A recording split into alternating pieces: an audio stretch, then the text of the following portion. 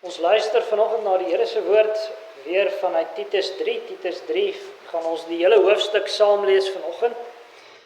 Ons gaan voort met ons reeksprediking uit Titus 3 en vandag sluit ons dit eintlik af. Dit sal vandag vir eers die laaste keer wees wat ons by hierdie brief van die apostel Paulus stil staan. En ons gaan ons aandag in die besonder bepaal by vers 8 tot 15, maar baie spesifiek by vers 8 van Titus 3. Maar ons luister saam na die hele hoofstuk.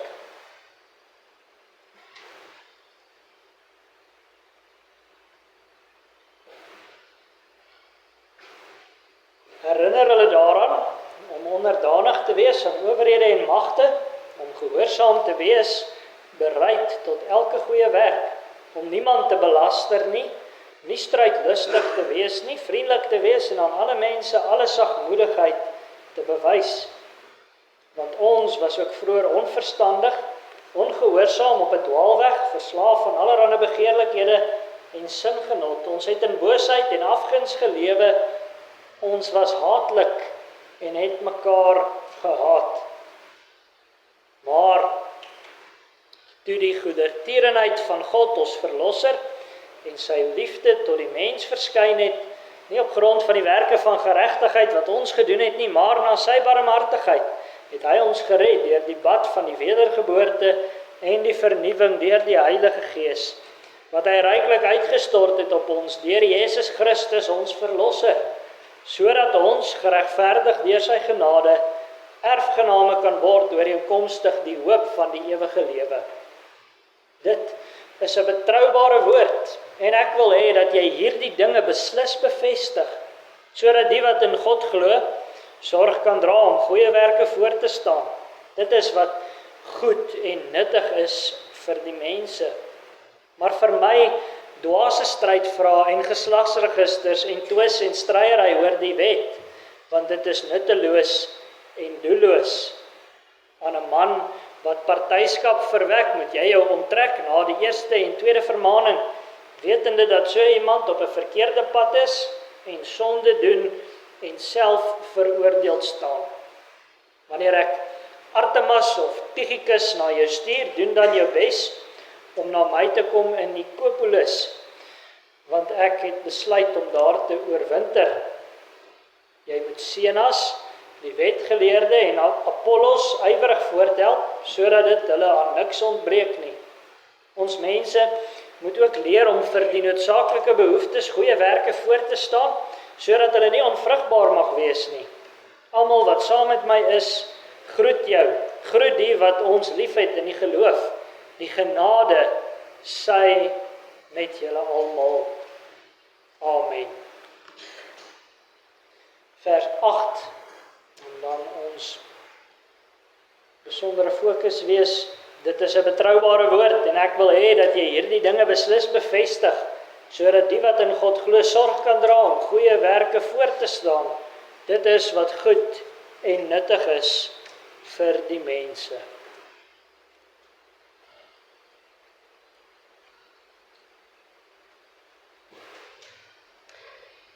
Geliefde gemeente, God se goedheid en mensliefde het 'n uiters praktiese uitwerking in die lewe van sy kinders. Dit is nie iets wat ons koud laat nie. As dit jou koud laat, dan begryp jy dit nie, of dan glo jy dit nie. God se genade in Christus maak 'n ywer in sy kinders wakker. As ons daarin glo, dan wil ons vir hom leef. Dan wil ons ook vir die eer van sy naam stry. Ons hoor in Psalm 110 vers 3, U volk sal baie gewillig wees op die dag van U krygsmag in heilige feesgewade. By die moederskoot van die dageraad sal vir U wees die dou van U jong manskappe. Dit is die beskrywing van die volk, van die gemeenskap wat die evangelie glo, van die gemeenskap wat in Christus glo. Maar broer en suster, die ywer vir God is nie iets wat sommer maar net outomaties verskyn of outomaties bly nie. Ons ywer vir die Here moet in stand gehou word. Meer nog, ons as gelowiges het het wysheid nodig oor hoe ons hierdie ywer wat ons vir die Here het reg moet bestuur. En daaroor gaan ons skrifgedeelte vanoggend. Waartoe werk ons in ons godsdiens? Waartoe moet ons ywer vir die Here aanwend? Ons sluit vandag ons reeksprediking uit die brief van Titus af. En ons het nou oor 'n lang tydperk gehoor waartoe die Here sy gemeente roep. Ons het gehoor tot watter orde hy sy kerk roep. Hy roep ouderlinge om sy waarheid en gesag in die gemeente te bedien. Hy roep mans en vroue om mekaar in die geloof op te bou. Sy roeping strek selfs so ver soos ons alledaagse arbeid. Daarin moet ons die skoonheid van die evangelie tot uitdrukking bring. Ons moet die gesonde leer met ons werk versier. Ons het gehoor hoe die verskynings van Christus, sy 2 verskynings ons motiveer in ons roepingsgehoorsaamheid. Sy eerste verskyning waaraan sy vleeswording was en sy tweede verskyning waarvoor ons nog wag, sy wederkoms. Ons het ook gehoor dat Christus volledig seggenskap het oor ons lewe in die kerk en oor ons lewe in die gemeenskap. Verlede week het ons gehoor dat die evangelie in al sy heerlikheid en skoonheid ons lewenshouding na buitentoe dra en motiveer. Dit alles het ons reeds uit hierdie brief geleer. In die laaste deel van die brief gee Paulus 'n paar samevattende en persoonlike opdragte vir Titus se werk onder die gelowiges van Kreta. Heelwat van die sake waarmee Paulus hierdie brief afsluit, het ons reeds van gehoor. Maar in hierdie laaste deel van die brief sien ons uiteindelik hoe die inhoud van die hele brief prakties aan die gemeente geleer moet word. Dis mos wat Titus op Kreta moes doen. Hy moes die gelowiges leer om die nuwe lewe in Christus as kerk te leef. Maar nou hoor ons as gelowiges aan die einde van hierdie brief samevattend van die werke wat ons moet voorstaan. Luister weer na vers 8 van ons skrifgedeelte. Dit is 'n betroubare woord en ek wil hê dat jy hierdie dinge beslis bevestig, sodat die wat in God glo, sorg kan dra om goeie werke voor te staan. Dit is wat goed en nuttig is vir die mense.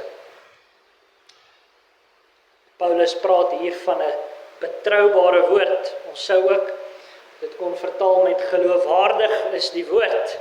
Die betroubaar, die geloofwaardig staan eerste in die oorspronklike taal. Van watter woord praat hy? Nou, broer en suster, Paulus gebruik gewoonlik in sy briewe hierdie frase, dit is 'n betroubare woord, wanneer hy praat oor die kern van die evangelie. Wanneer hy hierdie frase gebruik, volg dit gewoonlik op 'n kort samevatting van Christus se evangelie, amper 'n kort belydenis. En dit is presies wat vers 4 tot 7 van ons skrifgedeelte waarby ons laasweek stil gestaan het is. Daar hoor ons van die evangelie kort en kragtig in al sy pragt en heerlikheid. Dit is die geloofwaardige woord waarvan Paulus praat. Dit wat daarin staan is eg. Dis werd om geglo te word, dis werd om opgebou te word. Dit is immers die verlossingsboodskap van God self. Daarom is dit betroubaar. God is vol van goedertierenheid en trou. Hy kan nie lieg nie. Nou broer en suster, die Almagtige is nie by magte om te lieg nie. Daarom is die woord van ons skrifgedeelte, die woord van God self 'n betroubare woord, werd om geglo te word, werd om onthou te word. Ons kan self sê, dis werd om gememoriseer te word. Dit is waarskynlik gememoriseer in die tyd van die vroeë kerk. So beskryf Paulus dus die inhoud van die evangelie, betroubaar, geloofwaardig.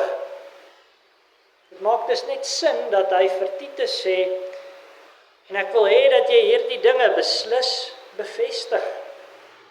Titus moet in die midde van die gemeentes op Kreta die betroubare woord van God beslis bevestig. Hierdie beslis bevestig sou ook vertaal kon word met oortuiging verkondig. Titus moet die dinge wat Paulus vooraf genoem het met volle oortuiging verkondig. Hy moet dit nie verkondig asof dit wankelmoedig of onbetroubaar is nie.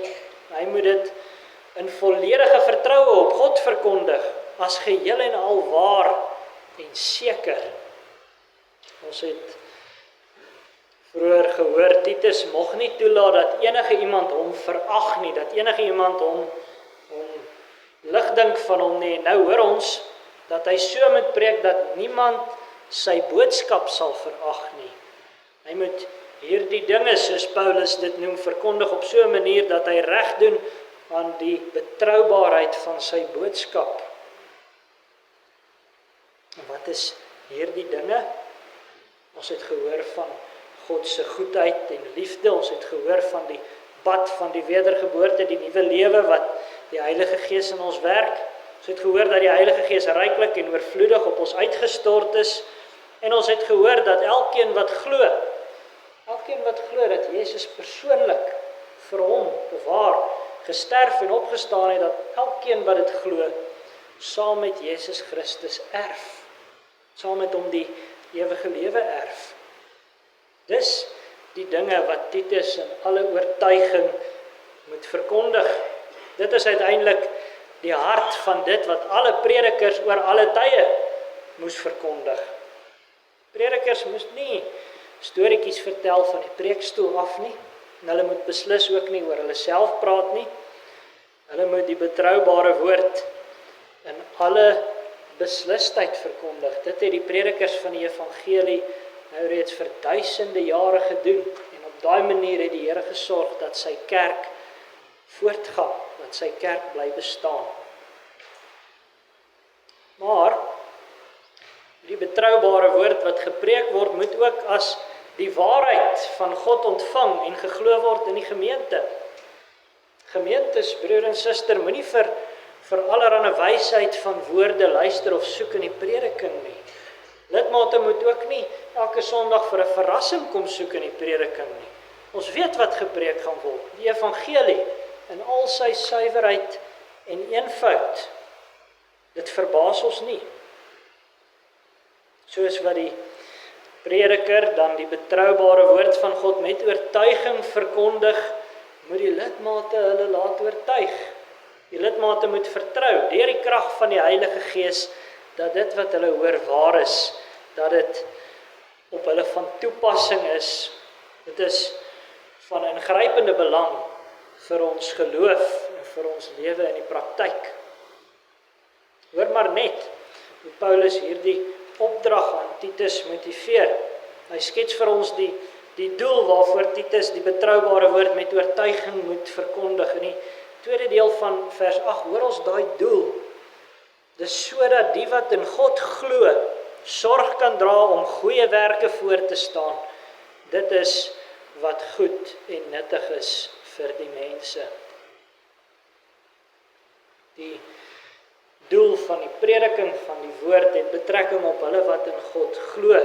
Dit voed hulle geloof. Dis mos hoe God ons geloof opbou. Sy Gees werk deur die woord en veral deur die verkondiging van die woord. Dis wat ons byvoorbeeld ook hoor in Romeine 10 vers 14 waar Paulus retories vra, hoe kan hulle hom dan aanroep en wie hulle nie geglo het nie? En hoe kan hulle in hom glo en van wie hulle nie gehoor het nie? En hoe kan hulle hoor sonder een wat preek? Jou geloof groei deur dit wat jy hoor. As jy dus die evangelie gepredik hoor, dan groei jou geloof in Christus. Die Gees wil dit so doen. Daarom moet jy nie dink dat jy in die geloof gaan groei as jy op die prediking van die evangelie uitmis nie. God het dit ingestel met die doel dat hulle wat in hom glo dit saam moet hoor en dat hulle wat in hom glo saam daaruit moet groei. As prediking, evangelie prediking nie deel is van jou lewe nie, dan kan jy nie dink dat jy werklik in die geloof groei nie. Maar vanuit die geloof leef die kinders van die Here dan in die praktyk. Hulle word voorstanders van goeie werke. Hulle stel hulle self in daarop om goed te doen in alles wat hulle aanpak. Hulle lewenshouding getuig daarvan dat hulle vir alles wat goed en reg is staan. Dat hulle dit wil bevorder. Nou weet ons al, dit gaan nie hier sommer maar net oor klomp algemene goeie werke nie, dit gaan spesifiek oor werke wat goed is in die Here se oë. Daardie werke wat tot eer van sy naam en in gehoorsaamheid aan sy wet gedoen word. Daardie werke wat die gesonde leer versier, wat die skoonheid van die evangelie tot uitdrukking bring. Ons hoor eintlik van daardie werke in Efesiërs 2 vers 10, dat die Here dit vir ons voorberei het. Efesiërs 2 vers 10 sê, want ons is sy maaksel, geskape in Christus Jesus, tot goeie werke wat God voorberei het, sodat ons daarin kan wandel. Sien broer en suster, ons word nie gered deur ons werke nie, ons word gered deur ons geloof alleen, maar reddende geloof is lewend, daarom werk dit. Maar die geloof kom altyd voor die werke en daarom sien ons hierdie volgorde ook in ons skrifgedeelte. Die opbou van die geloof staan voorop, maar dit word uitgeleef in die werke. Daardie geloofswerke dan, daardie werke wat uit die geloof gedoen word, dit is wat goed en nuttig is vir die mense. Wanneer gelowiges vanuit die geloof leef in hulle gemeenskap, dan is dit nie net die kerk wat daarby baat nie, die samelewing baat in die geheel daarby. Trouwens, dit is hoe die Here vernuwing in 'n kultuur of in 'n gemeenskap bring, deur die geloofswerke van sy kinders. Die Kretense het inderdaad so 'n vernuwing nodig gehad. Ons het mos nou al heel wat gehoor van hoe besonder sleg die Kretense se volkskarakter gelyk het. Hulle het 'n noodsaak tot vernuwing gehad. Maar ons het vandag hierdie vernuwing van God deur sy Gees maar net so nodig. En dit sal nie kom as die landsbevolking beter begin stem nie. Dit sal ook nie kom deur die ingryping van ander wêreldlande nie. Die vernuwing sal alleen maar kom deur die goeie werke van die gelowiges. So moes Titus dus die gemeente leer, en so moet ons vandag nog geleer word. Om vir goeie werke te staan, omdat ons die betroubare woord van God glo, omdat ons daardeur opgebou word in ons gemeenskap met Christus. Maar dan hoor ons ook nog in ons skrifgedeelte van die strydvrae wat ons moet vermy. Hoor nou die opdrag in vers 9. Maar vermy dwaase strydvrae en geslagsregisters en twis en stryery oor die wet, want dit is nutteloos en doelloos. Ons het nou gehoor wat die gelowiges positief moet leer. Ons het gehoor hoe ons vanuit die geloof uiteindelik goeie werke moet voorstaan. Nou kom Paulus en hy wys vir ons wat ons moet vermy. Die woordjie wat met vermy vertaal is, sou letterlik vertaal kon word met rondom staan. Goeie werke, ons moet goeie werke voorstaan, maar ons moet rondom iets staan. Dis 'n woordspeling in die oorspronklike taal. Ons moet iets ontwyk. Dis mos eintlik maar wat jy doen as jy iets vermy. Jy gaan by dit verby, jy gaan rondom dit. En wat is die saak wat ons moet vermy? Wat Titus in die eerste plek moes vermy, Paulus noem dit dwaase strydvrae. Dit is dom teologiese vrae wat ten doel het om verdeeldheid in die gemeente te saai. Maar dit was uiteindelik in die konteks van ons skrifgedeelte twis en stryery oor die Ou Testamentiese wette, oor die uitleg van geslagsregisters. Jy sal onthou, die groot dwaling op die eiland van Kreta het 'n sterk Joodse agtergrond gehad. Daar was Jode wat die Christene aan die hand van allerlei slimmighede en spitsvondighede probeer oortuig het om menslike gebooie te hou. Hulle het wette gemaak wat die Here nie gegee het nie, en dan het hulle die kerk probeer oortuig om daarby te bly. En nou noem Paulus hulle strydvrae dwaas. En met die woordjie dwaas is die Grieks eintlik nog sag vertaal. Dis asof Paulus hier sê, Titus moet allerlei moroniese debatte vermy. Hy moenie homself daardeur laat ophou nie. Iemand het een keer gesê, 'n prediker wat die betroubare woord beslis bevestig, gaan nie tyd hê vir allerlei dwaase strydvrae nie. Wel, Paulus wil beslis nie hê Titus moet regtig veel tyd daarvoor maak nie. Die rede, dit is nutteloos en doelloos. Dwaase strydvrae is leeg, dit help niemand nie. Dit sal nie die kerk se getuienis teenoor die wêreld verskerp nie. Dit sal ook nie die opbou van die gemeente bevorder nie. En ons maar mooi besef, in ons tyd is daar ook maar net so baie dwaase strydvrae. Mense dink allerlei spekulasies oor die Bybel uit. Dan is daardie spekulasies werklik so sinneloos dat dit omtrent nie eers die papier werd is om dit te weerlê nie. Inderdaad is daar vandag nog baie mense wat tipies Joodse dwalinge bevorder, ook onder ons eie volk wat leer dat ons die vark mag eet nie, of dat ons die Here se naam op die Hebreëse manier of op hierdie of daardie manier moet uitspreek. Maar daar is ook in ons tyd heelwat ander tipe strydvrae. Sommige mense probeer een of ander kode in die Bybelse versnommers insien. Ander mense sê jy mag nie jou hande vou as jy bid nie, omdat dit 'n vrymesselaar gebaar is of so iets. Maar broers en susters, sulke goed is presies die tipe nonsens wat Paulus sê ons moet vermy.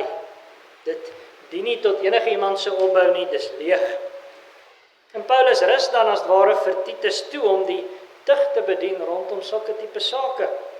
Ons hoor in vers 10 tot 11 van ons skrifgedeelte: aan 'n man wat partyskap verwek, moet jy jou onttrek na die eerste en tweede vermaning, wetende dat so iemand op 'n verkeerde pad is en sonde doen en self veroordeeld staan.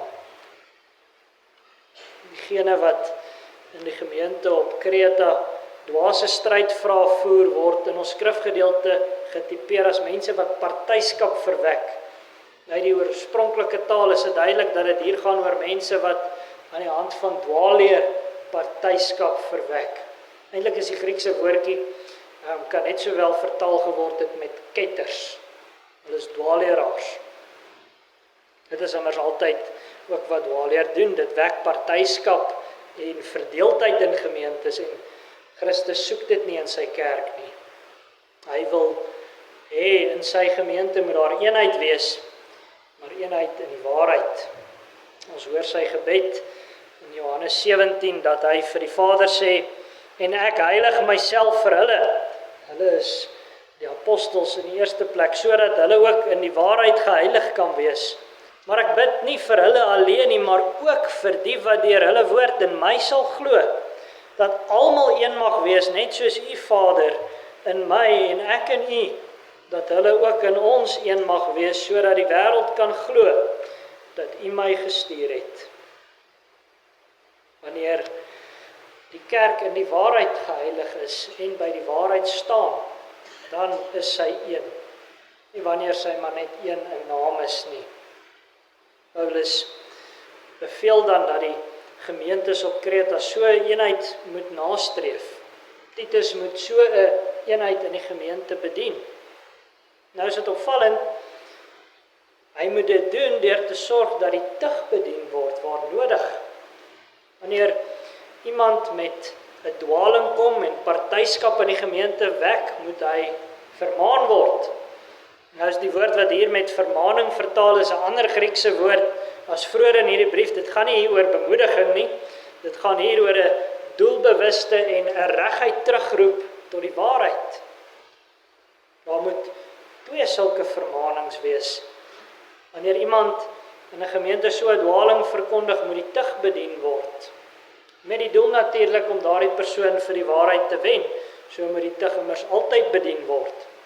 Tug mag nie bedien word om spesifieke mense maar net van die boeke af te kry, sodat die dominee of die kerkraad se lewe makliker kan wees nie. Wanneer die tug bedien word, dan moet dit wees tot die persoon wat onder die tug is se behoud.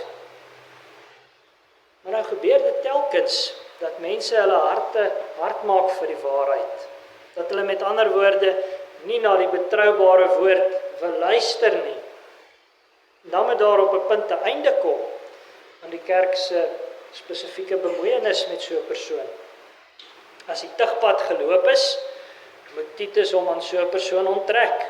Hy moet dit doen, en hy moet nie homself kwaadlik neem daaroor nie, want hy moet besef dat daai persoon deur sy of haar eie toedoen op 'n verkeerde pad is. In die sonde is so 'n persoon self veroordeel, die oorsaak van sy eie ondergang. Deur sy eie toedoen verwyder hy homself uiteindelik uit die geloofsgemeenskap.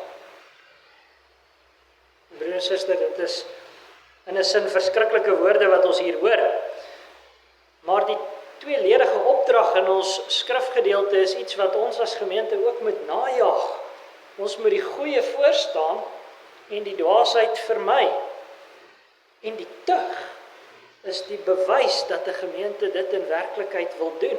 As daar in 'n kerk geen tug vir dwaling is nie, dan is daar niks wat bewys dat hulle werklik vir die goeie teen die dwaasheid kies nie. So onderrig Paulus dan vir Titus, so moet hy die gemeente leer.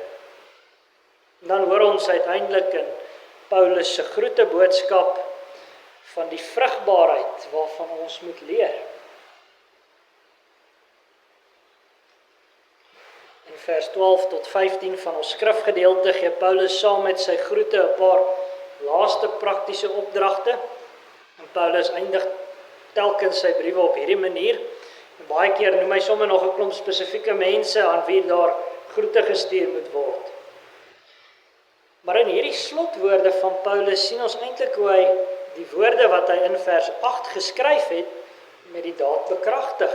Ons kan eintlik sê Paulus beantwoord deur hierdie paar laaste opdragte aan sy eie eise wat hy aan Titus gerig het. Hy sorg in die eerste plek dat die betroubare woord volhoubaar op die eiland van Kreta bevestig sal word. En dan wys hy vir Titus op 'n geleentheid in die tweede plek waarin die Kretense so lank prakties kan begin om goeie werke voor te stel. Ons hoor sy opdrag in vers 12. Wanneer ek Artemas of Tychicus na jou stuur, doen dan jou bes om na my te kom in Nikopolis, want ek het besluit om daar te oorwinter. Paulus het vir Titus op die eiland Kreta agtergelos om sake in die jong gemeentes ordelik te reël. Maar dit was nie Paulus se bedoeling dat Titus permanent op daai eiland moes bly nie. Hy wou hê Titus moes op 'n punt weer by hom op sy sendingreis aansluit.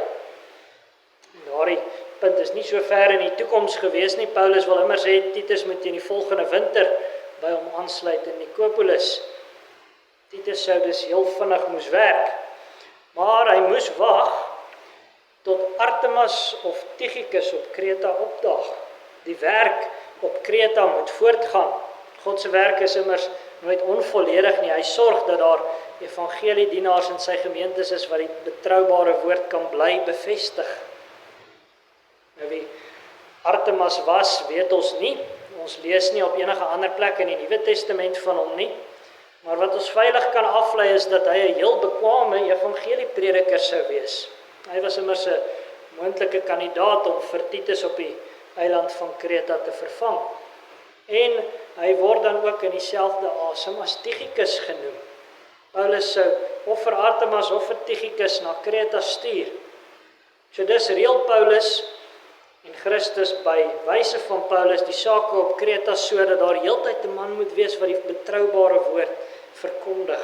Daarsonder sal die gemeentes nie na behore in die geloof gebou kan word nie, en dan sal hulle goeie werke ook nie na behore uit die gemeenskap na vore kom nie. Na alle waarskynlikheid het Paulus op die ou end vir Artemas gestuur. Ons lees immers dat Tychicus later van tyd in Efese werksaam was. En dan hoor ons hoe Paulus ook verder beveel in vers 13. Jy moet Zenas, die wetgeleerde, en Apollos ywerig voorthelp, sodat hulle aan niks ontbreek nie. Hier het ons weer twee name uit die Nuwe Testamentiese kerk. Paulus laat dit hier klink asof hierdie manne by Titus was. Hy het heel waarskynlik hierdie einste brief saam met hierdie twee manne na Titus toe gestuur. Die persoon van Zenas is ook vir ons onbekend, aangesien ons sy naam slegs hier vind.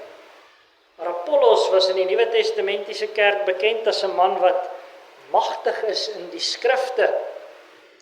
Hy was 'n besondere, skerp en bekwame prediker gewees. Titus moes deur sy gasvryheid sorg dat hierdie twee gelowige reisigers aan niks ontbreek nie.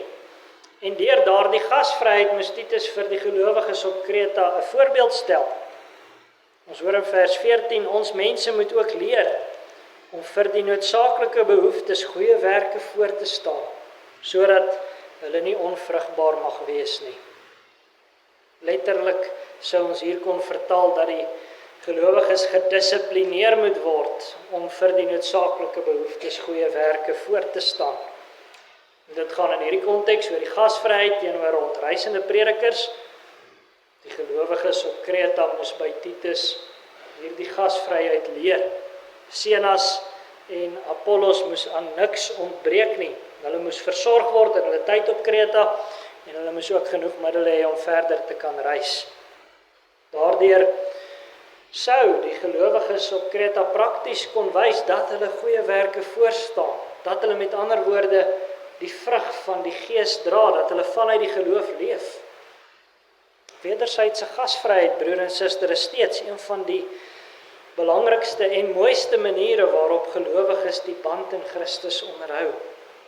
Daarom moet ons dit ook vanuit die skrif leer en dit gehoorsaam.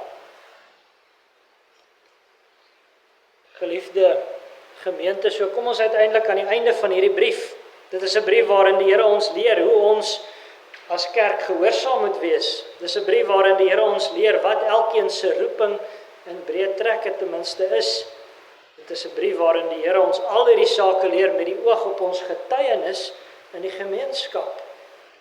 Laat ons daarom sy woorde glo en gehoorsaam. Laat ons ywerig daarop toelê om goeie werke voor te staan. Maar laat ons nooit vergeet wat ons goeie werke se plek is nie. Dit vloei voort uit 'n lewende geloof in Jesus Christus en sy evangelie. As ons dan met die oog op Christus leef, dan sal hierdie laaste woorde van hierdie brief wat ons in vers 15 hoor ook uiteindelik vir ons tot troos en versterking dien. Dan mag ons ook daarin die stem van Jesus self aan ons eie gemeente hoor. Almal wat saam met my is, groet jou. Groet die wat vir ons liefhet in die geloof. Die genade sy met julle almal. Amen. Ons antwoord